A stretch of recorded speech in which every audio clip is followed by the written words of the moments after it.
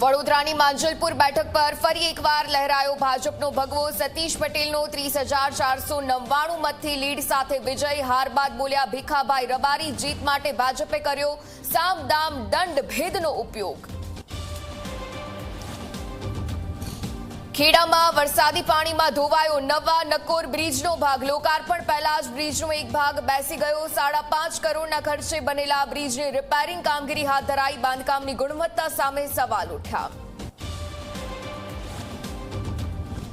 માતૃશક્તિ યોજનામાં સગર્ભા મહિલાઓના આરોગ્ય સાથે ચેડા। સુરતમાં મહિલાઓને અપાતો ચણા દાળનો જથ્થો એક્સપાયરી ડેટનો હોવાનું સામે આવ્યું। આંગણવાડી કાર્યકર્તાની સતર્કતાથી સમગ્ર બાબત બહાર આવી।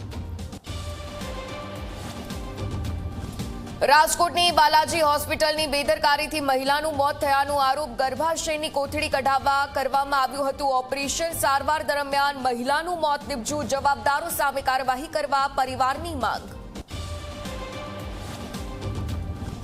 ઉત્તર ગુજરાતમાં ચાંદીપુરા વાયરસનું સંકટ યથાવત। પાટણમાં 7 વર્ષીય બાળકીનો ચાંદીપુરાનો રિપોર્ટ પોઝિટિવ આવ્યો। બનાસકાંઠાના અમીરગઢમાં ચાંદીપુરાએ લીધો 10 વર્ષીય બાળકનો જીવ।